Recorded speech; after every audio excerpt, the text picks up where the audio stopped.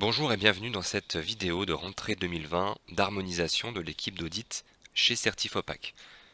Dans cette vidéo, nous allons voir 4 points majeurs. Donc premièrement, le contexte et l'actualité en cette rentrée 2020, les premiers retours d'expérience des audits du premier semestre 2020 avec les bonnes pratiques que cela peut engendrer, et ensuite bien sûr la mise à jour documentaire que nous verrons, qui sera présentée cette fois par Tanguy.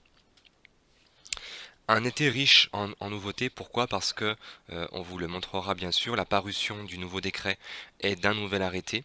Hein. Alors pour synthétiser vraiment, l'info la plus importante, c'est bien sûr le fait que l'audit initial peut se dérouler à distance et que le certificat sera valable 4 ans au lieu de 3 ans pour les certifiés avant 2021. Si vous souhaitez consulter dans le détail ces nouveaux textes, vous pouvez le faire bien sûr directement sur le site web de Certifopac sur la page espace documentaire. Autre info importante pour notre organisme de certification, nous avons effectué l'audit d'accréditation par le COFRAC en juin 2020. Celui-ci s'est très bien passé et les résultats sont attendus en septembre, nous l'espérons, donc nous avons hâte de communiquer sur la suite. Des mises à jour documentaires importantes qui découlent bien sûr de ces nouveaux textes réglementaires, puisque le point d'orgue est quand même mis maintenant sur la réalisation des audits à distance, et cela nécessite à la fois chez le client mais aussi chez l'auditeur des points bien précis à respecter. On vous en parlera bien sûr tout de suite après. Deuxième point, les critères de qualification et de disqualification des auditeurs qui ont été reprécisés pour donner aussi plus de clarté, plus de transparence sur notre process. Alors, les retours d'expérience. On voulait vous parler avec Tanguy de l'audit blanc, puisque l'audit blanc, donc c'est une offre qu'on propose aux clients qui le souhaitent. On s'est rendu compte que ça avait quand même un réel plébiscite de la part de ces clients. Pourquoi? Parce que ça leur permettait vraiment d'avoir déjà un premier regard et déjà d'avoir quand même pas mal de libellés d'écart factuels pour pouvoir se préparer ensuite à la réalisation de leur audit initial. On vous parle de ça puisque une faible proportion de clients qui réalisaient ces audits blancs considéraient que les constats d'audit blanc seraient les mêmes que lors de l'audit initial. Par exemple, si l'indicateur 13 était conforme en audit blanc, il le serait forcément en initial, alors que non. Pourquoi? Parce que l'audit blanc ne dure pas, n'a pas la même durée que l'audit initial, l'échantillonnage ne sera pas forcément le même. Donc voilà, donc tous ces éléments à prendre en compte, bien sûr, parce que l'auditeur, le jour J, le jour de votre audit blanc, peut très bien vous dire: ah mais ça c'était bon, j'avais vu pendant l'audit blanc. Et ben non, c'est pas parce que c'était bon en audit blanc que ça le sera forcément en audit initial. D'ailleurs, l'auditeur de l'audit initial, euh, les clients pensaient qu'il avait accès aux éléments de l'audit blanc, comme notamment la grille d'audit ou le rapport d'audit. Ce qui n'est pas forcément le cas, ce qui n'est pas le cas même du tout. Et donc on s'attache aussi bien sûr d'un point de vue transparence et impartialité à ce que l'auditeur qui interviendra lors de l'audit initial n'ait pas pris connaissance des éléments qui auraient été travaillés en audit blanc. Voilà, pour ne pas l'influencer, de manière positive ou négative d'ailleurs, sur ce point-là. Donc nous maintenant, qu'est-ce qu'on fait à ce titre avant chaque audit blanc? Donc avant même, c'est en fait on le fait pendant la réunion d'ouverture. On communique systématiquement sur les 4 points qui sont en rouge. Donc l'audit blanc n'est pas une prestation de conseil. Les résultats de l'audit blanc ne préjugent pas des résultats de l'audit initial. L'auditeur de l'audit initial ne tiendra pas compte des résultats de l'audit blanc. Et bien sûr, l'échantillonnage et la durée de l'audit blanc sont significativement inférieurs à l'audit initial.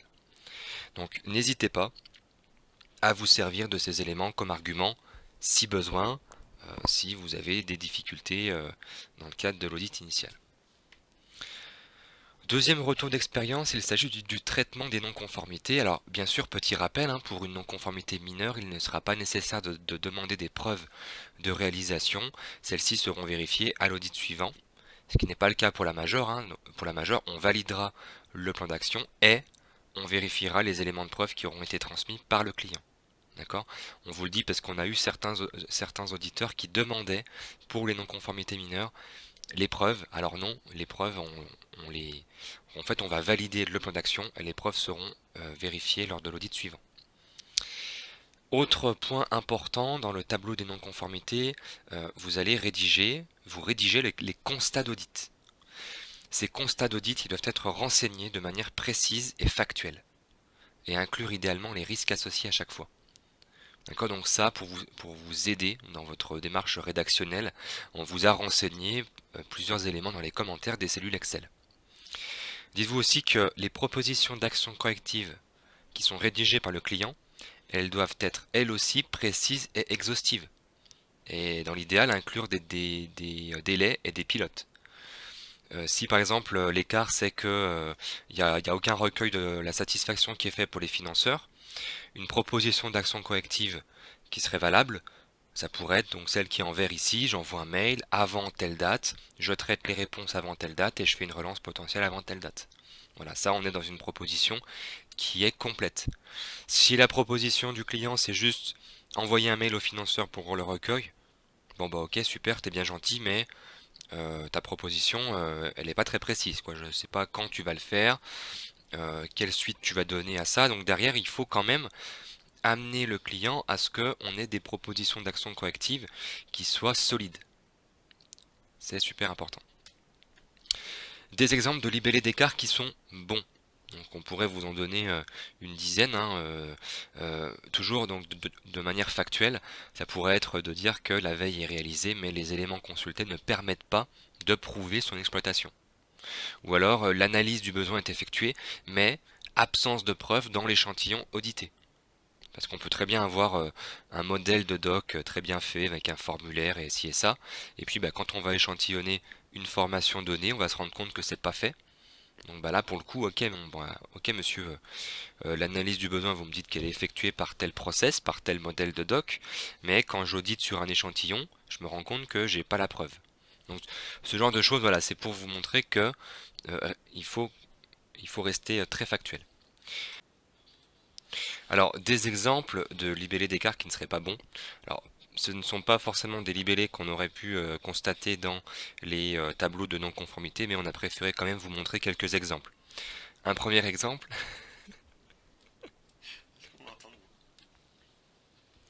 Un premier exemple, donc la veille est réalisée, mais il faudrait plus de preuves pour prouver son exploitation. Le il faudrait plus de preuves étant trop, pourquoi? Parce que on se projette dans le futur, on donne une indication sur ce qu'il faut faire au client. Donc on sort de notre rôle d'auditeur et on n'est plus dans une partie conseil. Pareil pour la deuxième ligne, les indicateurs de résultats sont calculés et sont disponibles, mais il faut les actualiser. Le mais il faut ne va pas du tout, parce que le mais il faut, ça rentre un petit peu dans le conseil, même beaucoup. Donc ce serait plutôt les indicateurs de résultats sont calculés et sont disponibles, mais ne sont pas actualisés. On reste dans du factuel et c'est au client de réfléchir à ce qu'il faut faire pour ensuite traiter cela. Alors, et surtout, en ce qui concerne ces écarts, on ne peut pas dire qu'un élément est conforme si derrière on dit il faut faire ça pour qu'il soit conforme. Donc c'est des choses qu'on a déjà vues, surtout pour les indicateurs critiques. Soit on est non conforme, soit on est conforme. Autre exemple, l'organisme ne dispose pas de site internet ou n'est pas en mesure d'accompagner des personnes en situation de handicap. On n'a pas eu ce genre de libellé d'écart, mais ça pourrait peut-être arriver un jour. Là, dans ce cas-là, on recontactera l'auditeur parce qu'on sera vraiment hors référentiel, puisque bien sûr, le référentiel ne précise pas qu'il faut obligatoirement avoir un site web et ne précise pas que l'organisme euh, doit être en mesure obligatoirement de pouvoir accompagner des personnes en situation de handicap. Donc il y a aussi une lecture du référentiel qui doit être faite et qui doit être comprise bien sûr par tous. Autre retour d'expérience, donc là cette fois ça concerne vraiment le fichier en tant que tel que l'on vous transmet pour travailler quand vous êtes missionné, le fameux dossier d'évaluation. Alors ceux qui n'ont pas malheureusement pas encore travaillé avec nous dans le cadre d'une mission d'audit, vous ne l'avez pas encore eu, c'est normal, on le transmet uniquement lorsqu'une mission est officialisée. Pour ceux qui ont déjà réalisé des audits, donc vous allez bien sûr comprendre dans le détail ce qui a changé et les rappels importants qu'on voulait vous transmettre ici. Premièrement, le premier onglet qui est donc le form 720, qui est finalement la petite synthèse d'informations que nous vous transmettons avec Tanguy, hein. C'est ce qu'on appelle nous le suivi d'évaluation. Et ce suivi d'évaluation dans lequel vous allez retrouver finalement toutes les informations de l'organisme en question, avec les coordonnées de l'interlocuteur principal du centre de formation, le type d'audit, les modalités, est-ce que c'est sur site, est-ce que c'est à distance, les dates de début et fin, le nombre de jours, les catégories d'actions concernées par la certification et les petites particularités bien sûr qui peuvent être notamment est-ce qu'il fait de la formation certifiante ou de l'alternance ou de la formation en situation de travail ou de la sous-traitance. Donc ce document, quand vous êtes missionné, quand vous recevez votre ordre de mission, il est déjà pré-rempli par notre équipe. C'est pas parce qu'il est pré-rempli qu'il est figé. D'autant que vous avez, vous, dans le cadre de votre mission, l'obligation de contacter votre client pour prendre contact bien sûr, mais aussi et surtout pour valider, pour vérifier les points suivants, notamment est-ce qu'il fait de la formation certifiante, est-ce qu'il fait de la FEST, est-ce qu'il fait de l'alternance, est-ce qu'il fait de la sous-traitance. Donc vérifiez bien ce point avec eux. Nous on le vérifie déjà quand on les a au téléphone en amont, mais je vais prendre un exemple, si le client contractualise en mai 2020, mais que son audit se réalise en novembre 2020, il y a quand même 4, 5, voire 6 mois entre les deux. Donc peut-être que ça a un petit peu changé, peut-être qu'au mois de mai il ne faisait pas de la sous-traitance, mais qu'en novembre, eh ben, il compte en faire. Donc ce tableau peut être amené à évoluer. Si c'est le cas, n'hésitez pas à nous contacter pour confirmer ensemble que ah bah non, bah en fait il fait pas de la certifiante, mais par contre il fait bien de l'alternance et ainsi de suite. Donc vous nous faites un mail tout simplement à audit@certifopac.fr. Donc ça c'est uniquement dans le cas où vous constatez des changements par rapport à ça. Pourquoi? Parce que bien sûr, en fonction de oui ou non dans ces différentes cellules, vous allez directement mettre à jour la grille d'audit. Donc c'est très important que ces éléments soient bien validés avec le client, parce que derrière ça peut rendre caduque votre audit si vous avez oublié d'auditer par exemple les 3, 7 et 16 alors qu'il était concerné. Et donc nous, il y a des gros enjeux derrière par rapport à ça. Autre point bien sûr, mais ça vous serez plus concerné dans la deuxième phase l'année prochaine ou dans un an et demi pour les audits à distance, c'est la présence dans cette fameuse, dans ce fameux document de 3 infos importantes. C'est est-ce qu'il y a eu des non-conformités mineures à l'audit suivant? Et si oui, quelles sont-elles? À l'audit précédent, NC mineur de l'audit suivant. Alors, autre point important dans ce document, c'est la présence de 3 informations clés qui vous seront utiles notamment pour l'audit de surveillance. C'est, dans un premier temps, est-ce qu'il y a eu des non-conformités mineures à l'audit initial? Donc nous, on vous renseignera si par exemple les indicateurs 2, 3, 5, 7, 12 ont fait l'objet de non-conformités, qui pourraient être même mineurs ou majeurs. Et en fonction de ça, bien sûr, vous accentuerez à l'audit de surveillance euh, votre évaluation sur sur ces différents indicateurs. Autre point important qui pourrait être des changements importants dans l'organisme depuis l'audit précédent. Si vous l'avez audité en initial et que la personne était formateur indépendant et qu'à la surveillance elle a embauché ou qu'elle travaille avec de la sous-traitance, eh ben c'est des choses qui seront déclarées par le client et donc ce sera des choses qu'on vous transmettra hein, comme information. Et bien sûr, alors ça pourrait être le cas, y a-t-il des plaintes ou des réclamations en cours chez ce client? Donc oui ou non, et en fonction de ça, il faudra voir comment le client a traité ses plaintes et ses réclamations. En termes de plaintes et réclamations, on parle bien des clients de l'audité. C'est par exemple un stagiaire qui serait mécontent et qui aurait fait une réclamation alors, soit à Certifopac directement parce qu'il pourrait dire mais tiens comment ça se fait que cet organisme est certifié et donc directement nous on aurait l'obligation d'aller auditer cet organisme, ou alors ça pourrait être l'organisme en question qui déclarerait à Certifopac directement qu'il a eu des plaintes ou des réclamations, ce qui sera peut-être forcément un peu moins fait dans la pratique, mais pourquoi pas. Voilà pour ce premier tableau, donc le suivi d'évaluation. Finalement, il n'y a rien de plus qui change sur ce point-là. C'est quand même un tableau qui est très apprécié par les auditeurs, notamment pour la checklist que vous retrouvez juste en dessous, qui vous permet vraiment de ne pas oublier les différents éléments et de vous dire ok bon bah ça c'est bon, est-ce que j'ai pris connaissance de l'ordre de mission, est-ce que j'ai pris connaissance des infos clients, est-ce que j'ai contacté le client, est-ce que j'ai validé avec lui les informations. Donc tout ce déroulé chronologique qui est très apprécié par les auditeurs. Et d'ailleurs, on reprécise avec Tanguy dans une vidéo dans la plateforme de qualification, on vous a fait un module qui s'appelle Mon premier audit de A à Z, dans lequel je vous reprécise vraiment dans le détail, sous 3 vidéos, donc avant, pendant et après l'audit, tous les points clés qui vont vous permettre vraiment de réaliser votre mission de manière fluide et convenable.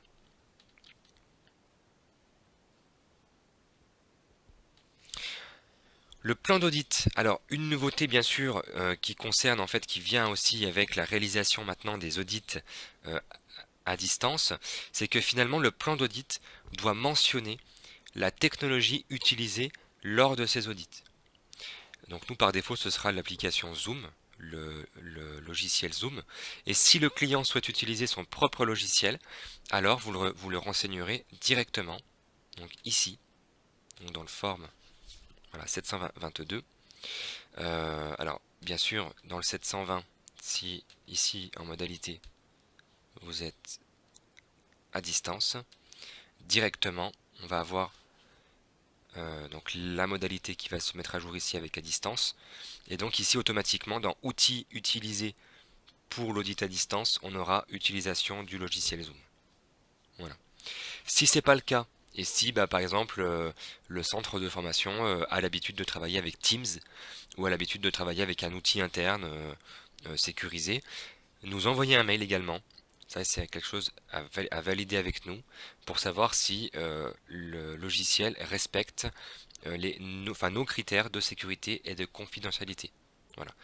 S'il vous dit il faut ah bah c'est bon, je vais prendre ma version de Skype gratuit, oui ok, sauf que c'est lui qui a la main, donc lui en tant qu'administrateur de son logiciel, il sera peut-être capable de vous enregistrer, et derrière ça peut se retourner à la fois contre vous et contre nous. Donc on préfère avoir nous la main sur l'usage d'un logiciel que ce soit plutôt le client, parce qu'après derrière voilà, il peut vous enregistrer, il peut faire une capture d'écran, et c'est pas forcément ce qu'on souhaite.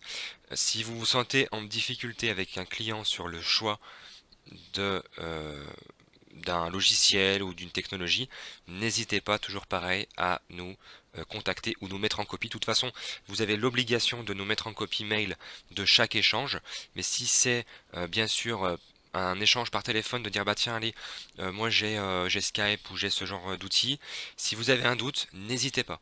Voilà, c'est très important, puisque un audit à distance, déjà, c'est pas quelque chose qu'on réalise tous les jours. Ça nécessite quand même voilà, de grands points de... euh, merde. Donc c'est pas quelque chose qu'on fait tous les jours, ça nécessite de grands points de vigilance et d'attention pour que ce soit réalisé de manière convenable, et surtout euh, que ce soit réalisé pour ne pas vous mettre en difficulté et en défaut face au client. On vous reprécisera ça, Tanguy vous le reprécisera tout à l'heure quand on parlera des modifications liées à la procédure de certification.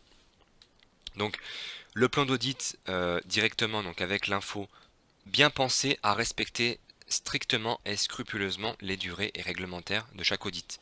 Ces durées réglementaires, elles vous sont transmises en plus dans le 720, vous avez bien le nombre de jours. Un jour c'est 7 heures, une demi-journée c'est 3,5 heures, et vous avez ensuite tout le détail ici. D'accord? Donc si vous, dans la préparation de votre plan d'audit, donc là en plus là vous avez la main, donc vous pouvez changer. Alors nous par défaut le plan d'audit est typé pour durer une journée. Si vous avez des audits de 0,5 jours ou d'1,5 jour ou plus, ce sera à vous de faire les modifications. D'accord? Vous pouvez bien sûr modifier, pourquoi pas, les différentes horaires qui sont ici. On vous le conseille pas forcément avec Tanguy, puisque c'est vraiment des durées d'audit qui ont été calculées via des retours d'expérience. Voilà. Donc bien pensé, bien sûr. Ne mettez pas ici fin à 16h30. Non, on reste vraiment, du moins dans ce document, dans ce que vous allez transmettre officiellement au client sur les durées qui sont réglementaires. Donc c'est très important. Autre point, quand vous allez envoyer votre plan d'audit au client, bien penser à lui préciser de renseigner ici, le cas échéant, le nom des autres personnes à rajouter. Ça peut être Madame Bidule plus la responsable qualité, plus un formateur qui serait dans le coin et qui souhaiterait aussi se faire auditer. Donc n'hésitez pas à leur dire de renseigner les personnes à rencontrer. D'accord? Et ça, c'est aussi des choses que vous pouvez faire directement par téléphone avec eux.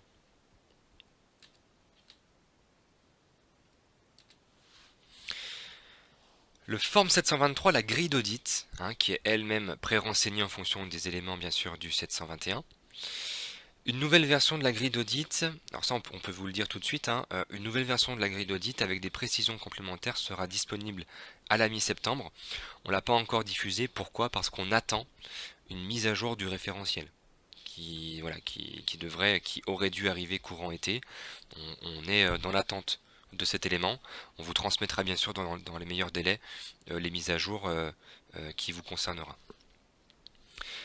Plusieurs rappels dans cette grille d'audit. Bien sûr, rappel de base, on vous demande vraiment de renseigner avec exhaustivité les éléments de preuve qui vous sont fournis par le client, que ce soit des liens de pages web, que ce soit des documents Word, PowerPoint, des traces de mail ou des documents papier.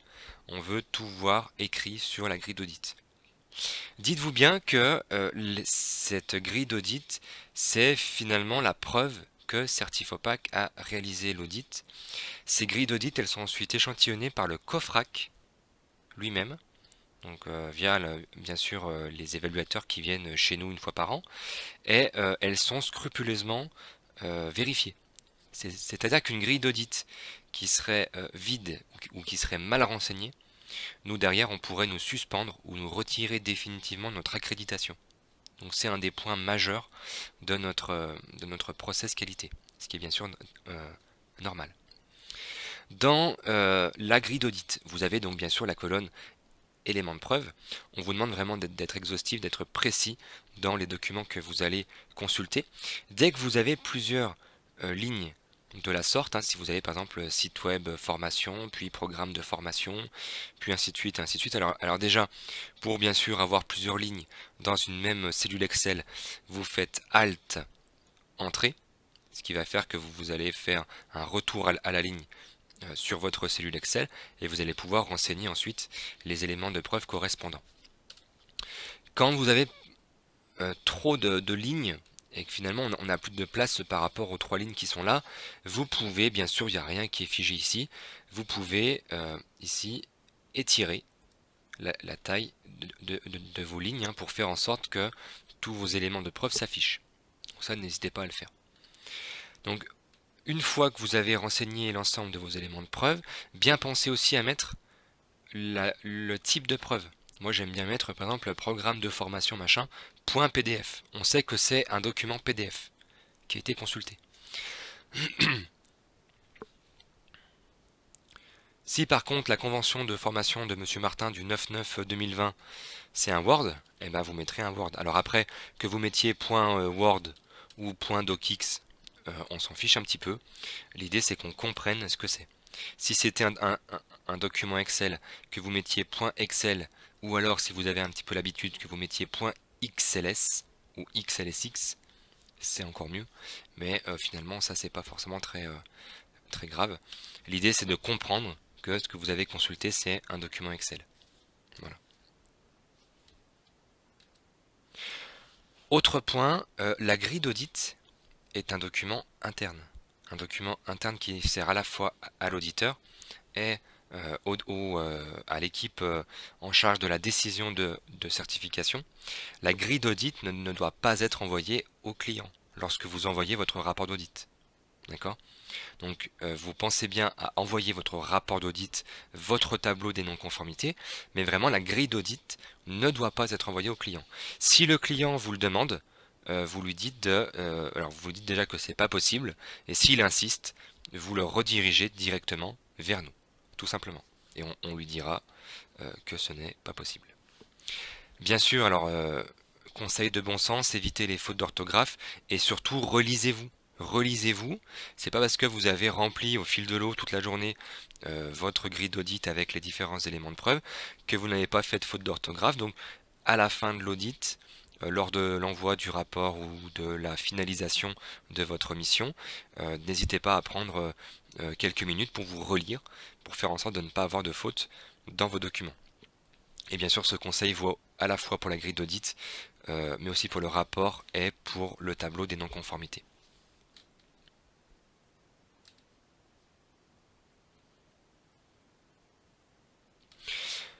On voulait aussi faire un rappel avec Tanguy sur le fait que ces grilles d'audit, elles sont échantillonnées par nous-mêmes, hein, par Certifopac. Et si on se rend compte via ponctuellement un échantillonnage que, alors en plus si c'est une fois, deux fois, alors on n'ira pas jusqu'à 3 fois, hein, mais si on se rend compte que les grilles d'audit ne sont pas correctement renseignées, il est possible, et on en parlera tout à l'heure dans notre procédure de maintien des acquis et de qualification et disqualification des auditeurs, de vous retirer votre habilitation de manière ponctuelle ou de manière définitive. Donc c'est vraiment un point sur lequel on insiste, puisque c'est vraiment finalement c'est le cœur de métier, hein. Une grille d'audit qui est mal renseignée, derrière ça peut mettre en jeu l'ensemble de la prestation. Le rapport d'audit qui comprend également des petites nouveautés, notamment toujours pareil, via la réalisation des audits à distance. Ce rapport d'audit, il va comprendre maintenant, un petit peu comme le plan d'audit, hein, l'outil utilisé pour l'audit à distance.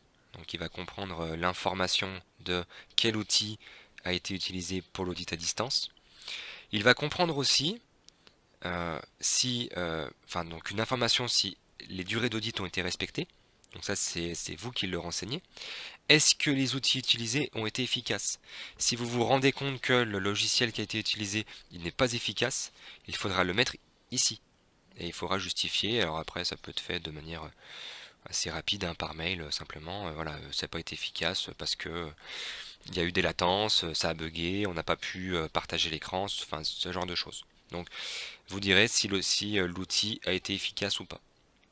Donc ça c'est un point important. Et dernière chose, bien sûr vous allez, alors ça c'est vraiment une des grandes nouveautés dans ces rapports d'audit, vous allez, lors de l'envoi de votre rapport d'audit finalisé, donc suite au traitement des non-conformités, émettre un avis.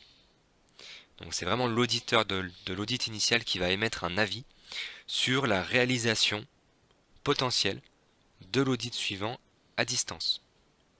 Donc vous faites l'audit initial sur site.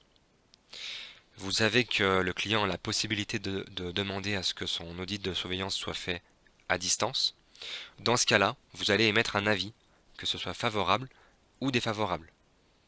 Voilà. Et cette grille-là, favorable ou défavorable, on vous la montrera également, elle est dans la procédure qui viendra juste après.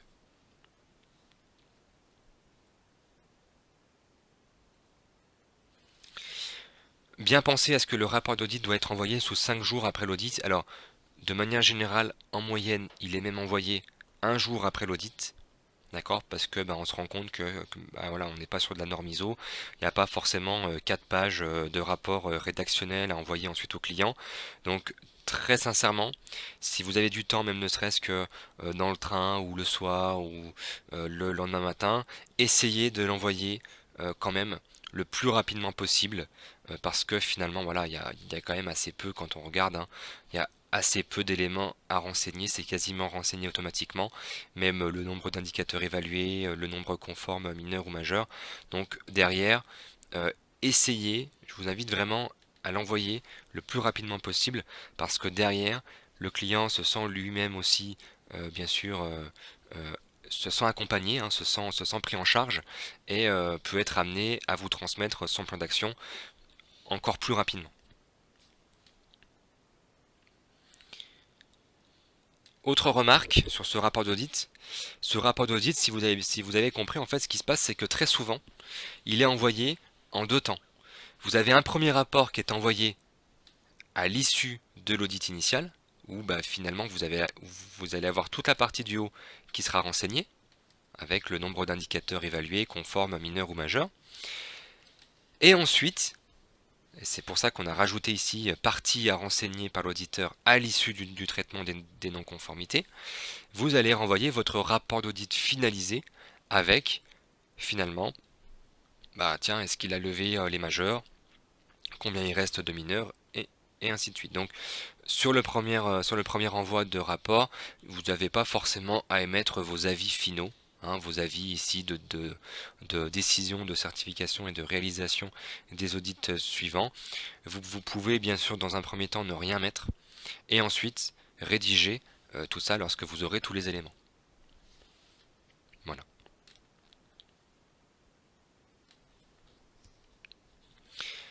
Alors j'aurais pu le mettre aussi, j'aurais pu rédiger ce point-là, mais n'envoyez pas votre rapport d'audit en format Excel. Clic droit sur le forme 724 ici, déplacer ou copier. Vous cliquez ici sur nouveau classeur. Vous faites créer une copie. Donc vous pensez bien à cocher ici sur créer une copie. Et en cliquant sur OK, vous allez donc avoir ici un nouveau fichier qui va se créer. Et tout de suite, vous allez faire fichier exporter. Et créer PDF. Fichier exporter. Et créer PDF. Voilà. Et directement, votre document sera créé et sera envoyé au client en format PDF. Ça, c'est un petit rappel qui est déjà énoncé dans les vidéos de préparation de votre premier audit sur la plateforme de qualification. Alors pour finir sur ce point de retour d'expérience, je voulais maintenant vous parler avec Tanguy du fameux tableau des non-conformités et de traitement bien sûr de ces non-conformités qui est lui-même pré-renseigné en fonction des éléments que vous aurez bien sûr renseignés dans votre grille d'audit. Je reprends et j'insiste à nouveau sur ce qui a été dit tout à l'heure sur le traitement des non-conformités. Donc bien sûr que le libellé des écarts doit être factuel et précis, que les propositions d'action du client doivent être exhaustives et précises, et qu'on évite les fautes d'orthographe sur ce point-là. Voilà, donc ça ce sont des petits rappels. Maintenant, si je reviens sur un modèle de tableau de non-conformité, bien sûr, si vous avez donc des constats qui sont renseignés ici, mineurs ou majeurs, votre libellé d'écart, comme on vous le disait, doit être factuel et précis.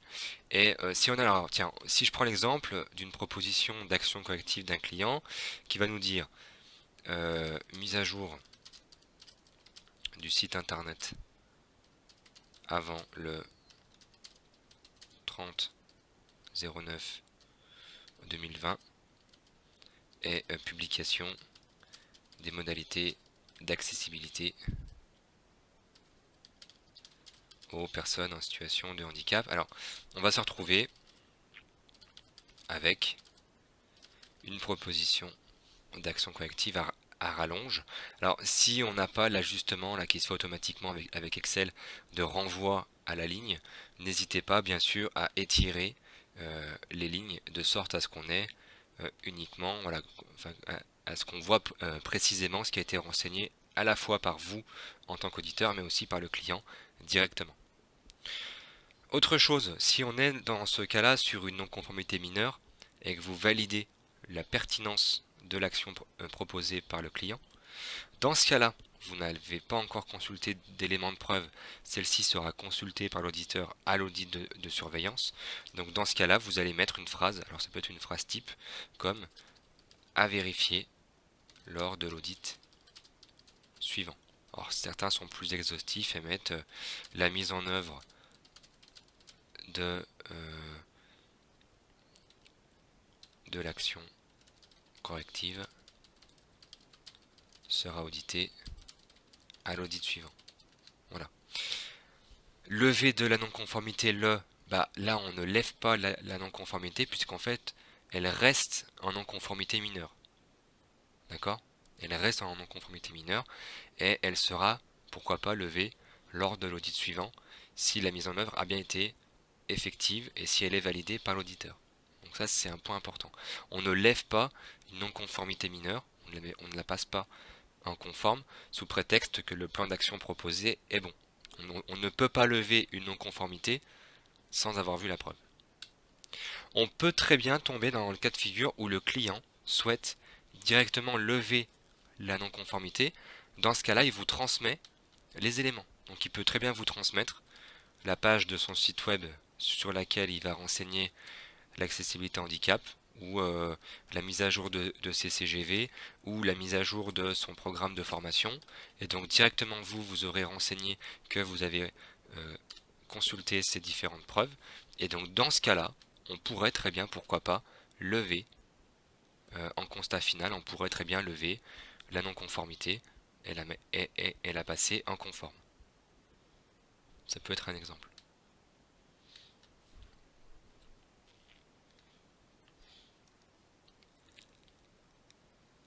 Alors, bien sûr, n'hésitez pas à supprimer les lignes qui n'ont pas fait l'objet de non-conformité.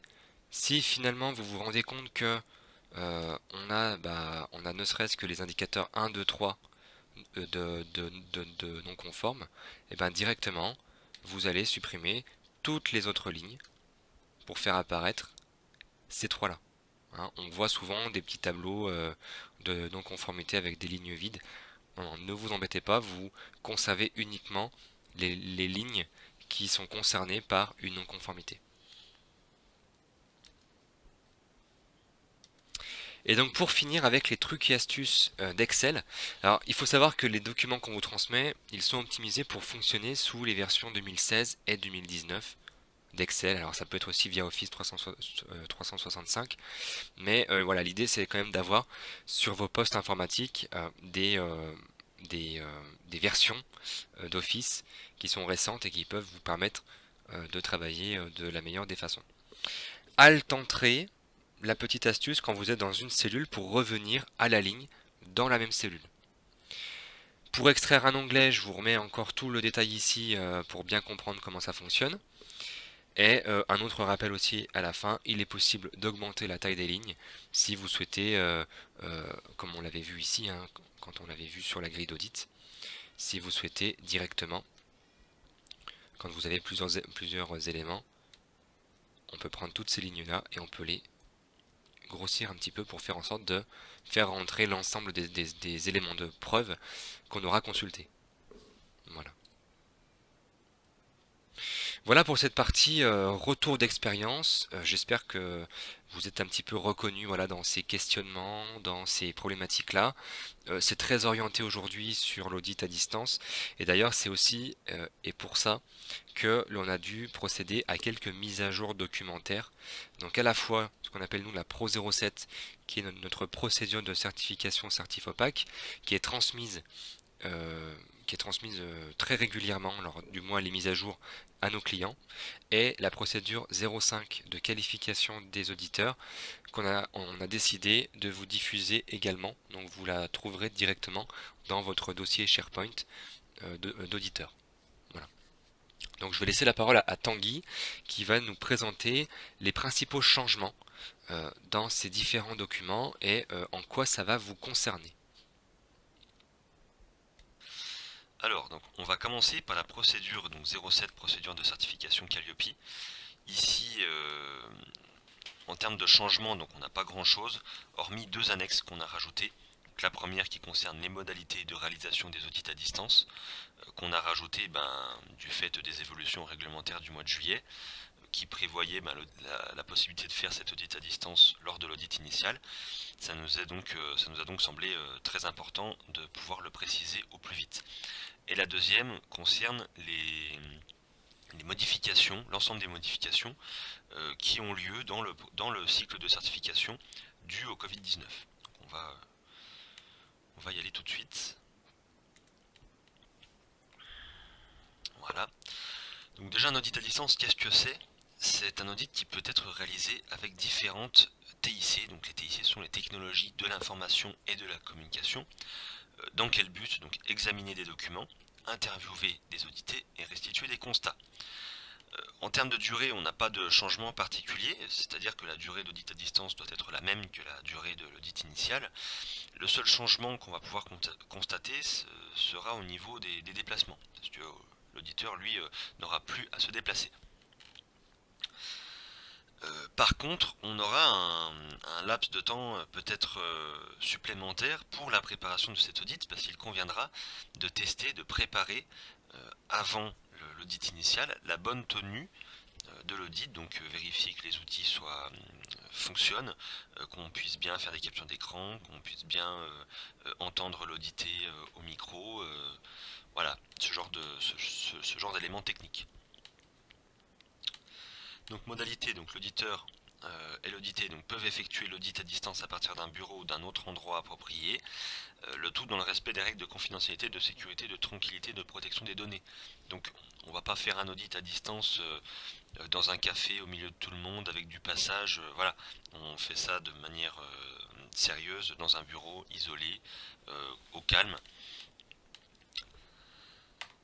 Une fois que cela est calé, donc pour décider si on réalise un audit à distance ou pas, parce que ça ne se fait pas comme ça, on analyse la faisabilité. Pour analyser la faisabilité, on va identifier donc si déjà on a tous les éléments techniques, opérationnels, et si on a les compétences humaines pour les réaliser, donc que ce soit de la part des auditeurs mais aussi de la part de l'audité. On peut par exemple avoir le cas d'un client qui souhaite réaliser un audit à distance mais qui au final n'a pas les moyens pour se faire et n'est pas à l'aise avec les technologies à distance, auquel cas on serait peut-être à même de refuser la tenue de cet audit à distance. Donc on a vraiment le choix là-dessus. On peut le faire sous couvert d'une analyse de risque réalisée. Donc nous, ce qu'on fait au préalable, c'est on fait remplir un formulaire en ligne pour s'assurer que le client, donc mais aussi l'auditeur, hein, parce qu'on vous demande de remplir ce formulaire, on va vous le demander, donc dispose des éléments techniques suivants. Une ligne téléphonique avec des conversations qui permet une conversation de bonne qualité, une ligne internet qui permet un échange fluide par visioconférence, parce que si on a une ligne internet mais que ça bug tout le long, ça va pas être possible de réaliser l'audit. Un logiciel de visioconférence, donc nous on propose à l'éditeur un logiciel, une webcam fonctionnelle, un micro fonctionnel. Il est très très important de se voir lors de cet audit, parce que voir les deux interlocuteurs, donc l'audité et l'auditeur, et faire une capture d'écran va être très importante pour prouver la bonne tenue de l'audit. Donc capture d'écran au début et à la fin de l'audit. Si on n'a pas ça, ça va être très compliqué de prouver que l'audit a eu lieu, et c'est un des risques majeurs de l'audit à distance. Donc dans ce formulaire, bien sûr, on demande l'autorisation à celui qui le remplit de pouvoir réaliser des captures d'écran, des enregistrements vidéo, audio ou des enregistrements de preuves de la réalisation d'audit à distance.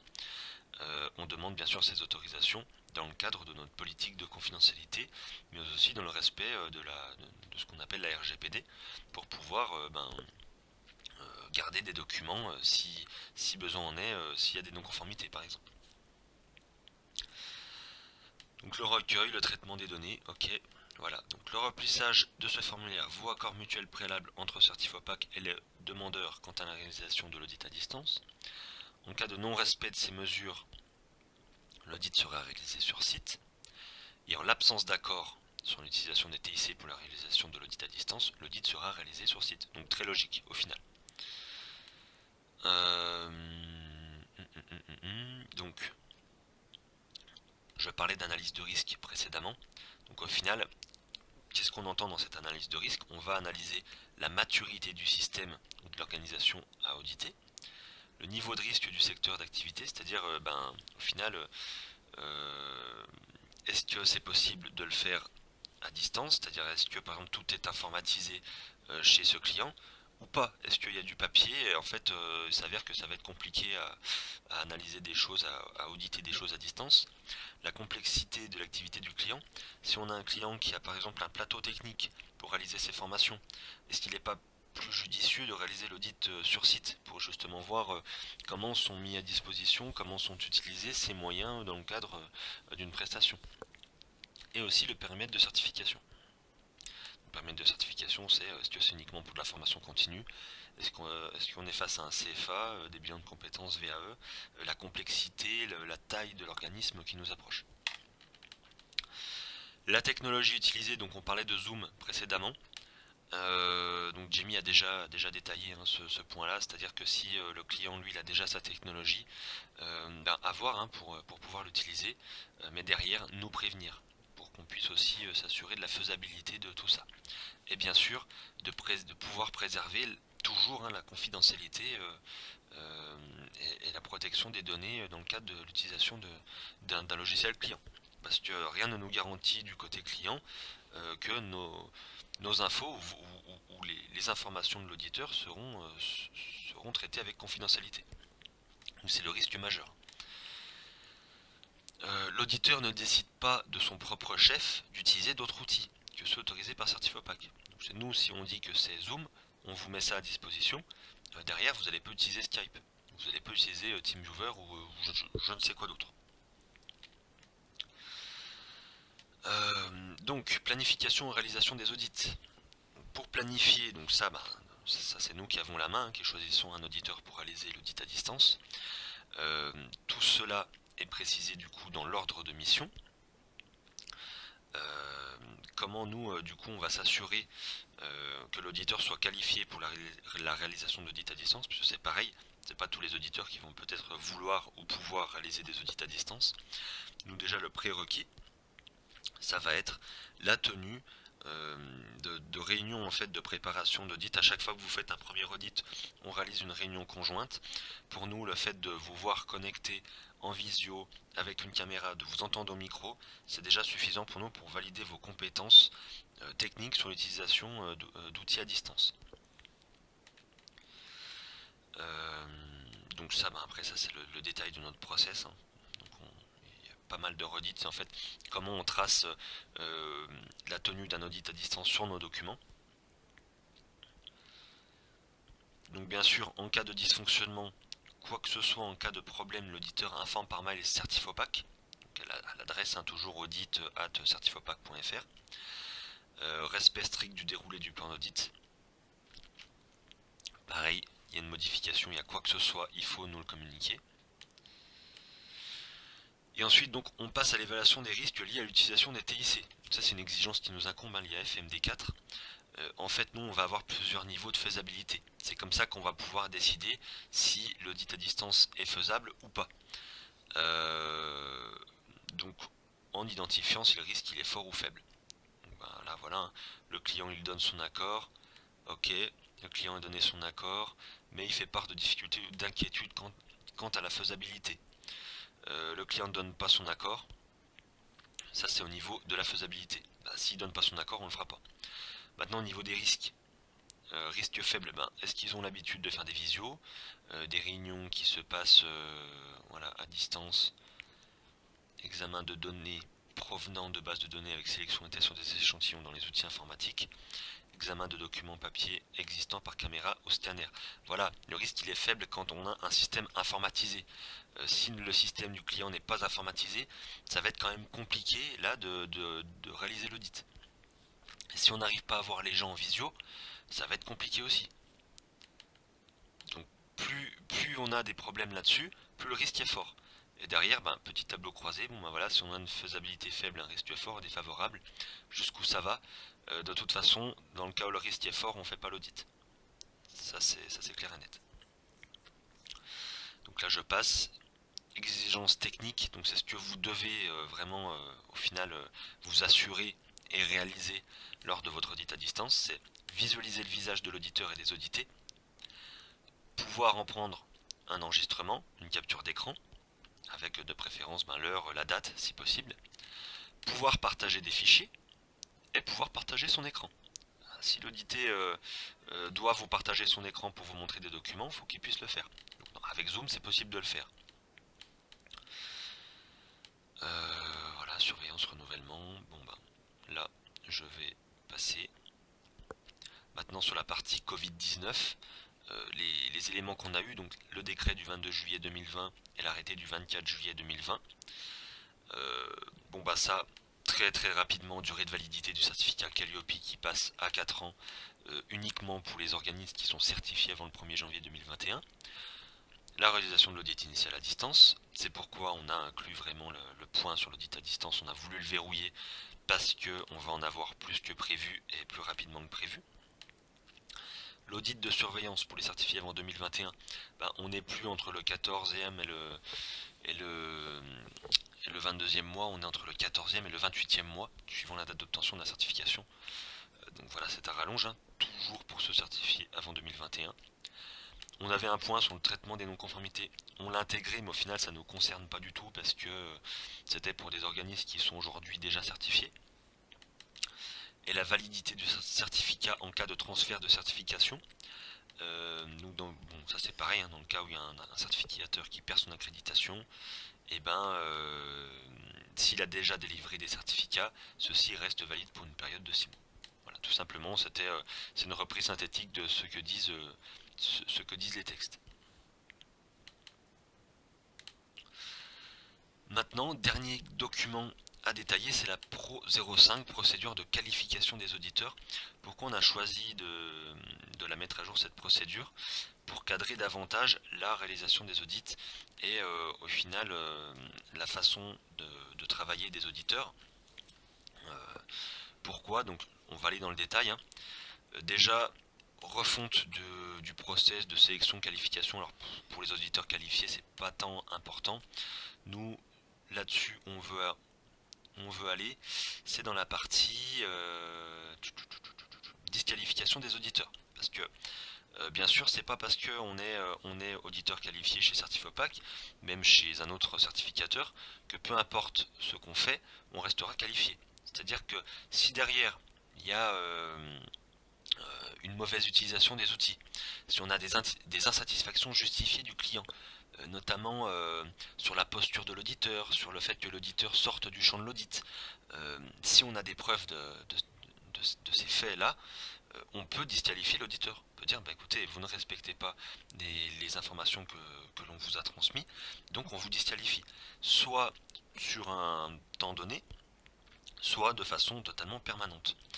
Donc nous, sur quoi on insiste, hein, vraiment. Donc là-dessus, c'est pareil, c'est des choses très logiques, on va rien inventer. Donc des insatisfactions justifiées du client.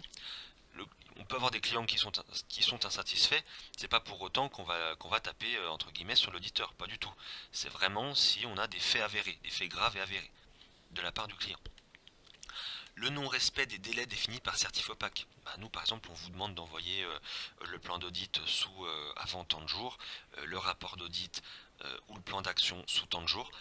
Si au bout de la deuxième fois, on se rend compte que les documents ne sont pas envoyés dans les délais, c'est pareil. Nous, déjà, sur l'image qu'on renvoie à notre client, parce que le client il a connaissance de ces dates-là, il va attendre son rapport d'audit, il va attendre son plan d'action pour pouvoir travailler. Ça renvoie une mauvaise image de l'organisme.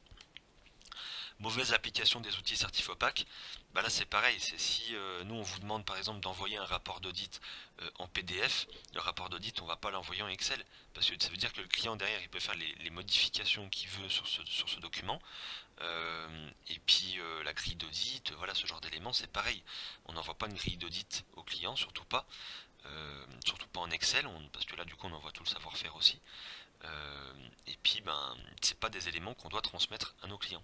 Le seul outil qu'on peut transmettre sous Excel, c'est le plan d'action, uniquement, parce que c'est là-dessus que le client va pouvoir compléter, écrire sa petite liste de courses pour répondre aux non-conformités. Voilà, derrière, outre la transmission de doc au client, il y a aussi l'utilisation, c'est ce qu'on disait, un mauvais remplissage de la grille d'audit. Si derrière on a un mauvais remplissage d'une grille d'audit, on a des conséquences très importantes au final sur la validité du certificat qu'on peut délivrer au client. Et on peut ne pas du coup délivrer le certificat au client, ce qui entraînerait un nouvel audit, ce qui là pourrait être très problématique. Non-respect du référentiel national qualité, c'est-à-dire qu'on se cale uniquement sur les exigences du RNQ et sur peut-être une ou deux exigences complémentaires qu'on peut vous demander, notamment sur vérifier l'usage de la marque Calliope. C'est des choses qu'on ne va pas retrouver dans le référentiel national, mais qui sont réglementaires. Et enfin, volonté de l'auditeur d'arrêter ses prestations auprès de Certifopac. Ça arrive, on peut avoir un auditeur qui dit j'ai repris une activité complémentaire, je souhaite arrêter mes activités d'audit. D'accord, ok, on le sort de la liste. Donc, à partir de 2 écarts constatés dans l'année en cours parmi les exemples ci-dessus, l'auditeur sera disqualifié de ses fonctions. Dans le cas de la mise à jour des responsabilités civiles professionnelles, document qu'on vous demande pour pouvoir intervenir, Donc suspension 2 mois, le temps d'avoir la mise à jour, sinon disqualification. D'accord? Donc on va pas attendre, si on attend une mise à jour d'un document, on va pas attendre 5 mois que vous nous transmettiez le document, sinon voilà, sinon on considère que ça n'a pas d'importance pour vous et on vous sort de la liste. Donc il y a une mise à jour, nous on va vous la demander. Si on l'a pas, on attend 2 mois. Sinon voilà. Pas se mettre non plus la pression sur ces éléments-là, parce que nous on insiste bien sur le fait qu'il y a le moindre problème, vous nous contactez. Donc si derrière vous ne nous contactez pas, vous ne nous envoyez pas un mail à Audit, Certifopac ou à Gestion ou peu importe pour nous demander, je ne sais pas moi, si le document, si on a le droit sur les premières fois d'avoir un doute sur on a bien enregistré en PDF ou pas, ou on extrait la bonne feuille du document Excel. Je peux le comprendre. Ce sont des choses notamment, on vous réexplique avant votre premier audit. Donc on passe quand même déjà beaucoup de temps là-dessus. Voilà, derrière après, j'ai envie de dire, la clé est entre vos mains. Mais voilà, faut pas oublier, c'est pas parce qu'on dit qu'on peut vous disqualifier que derrière on va pas répondre à vos questions. Mais derrière c'est du 50-50. C'est-à-dire que nous on répond aux questions, derrière aussi il faut s'assurer d'avoir de réaliser les choses avec sérieux. Donc ça voilà, pas non plus d'inquiétude. Voilà pour ce document. Donc l'audit à distance, on en a parlé du coup. Pour rester synthétique, c'est le test technique à réaliser avant la tenue de l'audit, en amont de l'audit, pour bien cadrer les choses, les captures d'écran lors de l'audit, s'assurer que l'audité puisse partager son écran, prendre le temps de noter les éléments de preuve consultés, toujours, ça c'est le plus important. Il faut toujours prendre le temps de noter les éléments de preuve qu'on consulte et pas se dire on note à la va-vite et puis on met à jour après et puis on en oublie la moitié. Non, non, on le fait tout de suite, comme ça c'est fait et ça c'est le ciment de votre grille d'audit. Donc ce que je disais pour être qualifié, si vous avez déjà suivi des visios avec nous, qu'on a pu vous voir en webcam, vous entendre au micro, tout ça, il n'y a pas de problème. Et enfin, donc, il faut savoir que le client, lui, s'engage en remplissant ses formulaires sur la faisabilité technique de celui-ci.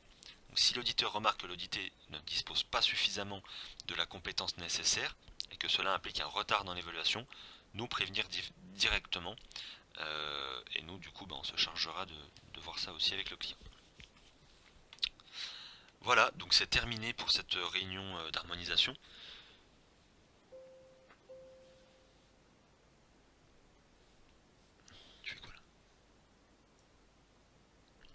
Voilà, donc c'est terminé pour cette réunion d'harmonisation.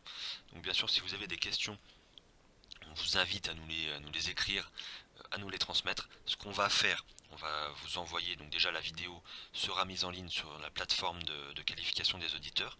Dans la partie maintien des compétences, on va faire un compte rendu de cette réunion avec notamment, si vous avez des questions, la réponse à ces questions.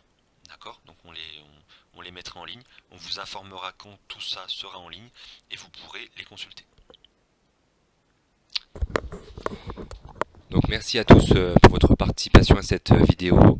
Simplement pour vous dire que la rentrée s'annonce chargée du fait des ajustements réglementaires qui nous permettent enfin, je dirais, de réaliser les audits initiaux à distance. Le coût d'avoir finalement le 4 ans plutôt 3 ans, on a quand même beaucoup d'organismes qui sont intéressés. On le voit très bien par rapport au trafic du site internet et du nombre de demandes en ligne qui se traduisent par beaucoup de questionnements, beaucoup d'appels téléphoniques. Donc on en saura plus bien sûr très vite à la mi-septembre à la rentrée de comment la fin d'année va s'organiser par rapport à tout ça. Je rejoins Tanguy donc là-dessus, n'hésitez pas à nous envoyer par mail vos questions. On tâchera d'y répondre le plus rapidement possible.